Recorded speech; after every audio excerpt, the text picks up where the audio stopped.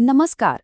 क्या आप हिंदी साहित्य के सबसे बड़े, सबसे जरूरी पुरस्कारों के बारे में जानते हैं?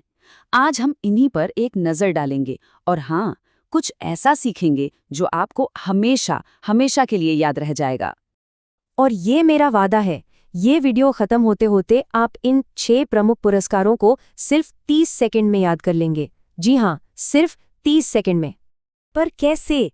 अरे, एक ऐसी जबरदस्त सुपर ट्रिक के साथ जो आपके एग्जाम के लिए एक मेमोरी कोड की तरह काम करेगी। और हाँ, अगर आप यूपीएसआई, एसएससी, टेट या किसी भी स्टेट एग्जाम की तैयारी कर रहे हैं तो रुक जाइए, ये जानकारी आपके लिए सोने पर सुहागा होने वाली है। तो चलिए, अब और इंतजार नहीं करते, फटाफट शुरू करते हैं और जानते हैं इन 6 पुरस्कारों के बारे में कुछ जरूरी बातें।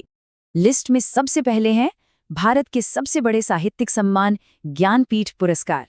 इसकी शुरुआत 1961 में भारतीय ज्ञानपीठ संस्था ने की थी और याद रखिए, ये किसी भी भारतीय भाषा में लिखे गए बेहतरीन साहित्य के लिए दिया जाता है। इसके बाद आता है साहित्य अकादमी पुरस्कार। और पता है मजे की बात क्या है? ये ज्ञानपीठ से भी पुराना है। जी हाँ, इसकी शुरुआत 1954 में ही हो गई थी। साहित्य अकादमी इसे कुल 24 भाषाओं में बेहतरीन काम के लिए देती है। अच्छा, अब जरा साल 1991 पर ध्यान दीजिए, क्योंकि ये साल बहुत खास है। इस एक साल में 3 बड़े सम्मान शुरू हुए। पहला था व्यास सम्मान, जिसे के बिरला फाउंडेशन देता है और ये सिर्फ हिंदी साहित्य के लिए है। साल 1991 में ही के बिरला फाउंडेशन ने एक और सम्मान शुरू किया, सरस्वती सम्मान। लेकिन इसमें और व्यास सम्मान में एक फर्क है। ये सभी भारतीय भाषाओं की सबसे अच्छी रचनाओं के लिए दिया जाता है। और 1991 की इस तिकड़ी का तीसरा अवार्ड है बिहारी पुरस्कार। इसे भी के बिरला फाउंडेशन ही देता है, पर इसकी खासियत ये है कि ये सिर्फ राजस्थान के हिंदी या राजस्थानी लेखकों को ही मिलता है। और हमारी लिस्ट में छठा और आखिरी सम्मान है मैथिली शरण गुप्त सम्मान।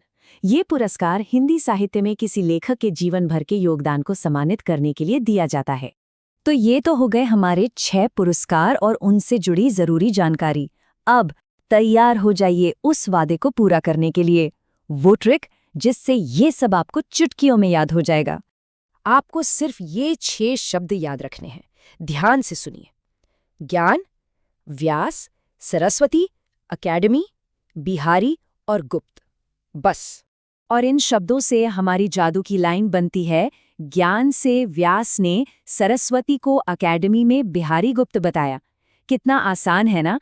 देखिए, ज्ञान से ज्ञानपीठ, व्यास से व्यास सम्मान, सरस्वती से सरस्वती सम्मान, अकेडमी से साहित्य अकादमी, बिहारी से बिहारी पुरस्कार और गुप्त से मैथिली शरण गुप्त सम्मान। चलिए, अब सालों का एक तूफानी रिवीजन करते हैं। सबसे पुराना कौन? अकेडमी 1954 में, उसके बाद ज्ञानपीठ 1961 में, और फिर वो तीनों एक साथ, व्यास, सरस्वती और बिहारी 1991 में। बस, हो गया याद? तो ये थी हिंदी साहित्य के पुरस्कारों को याद रखने की एक सुपर डुपर ट्रिक। ऐसी ही और मजेदार ट्रिक जानने के लिए मेरे channel uniform hub police exam preparation को सब्सक्राइब करना ना भूलें।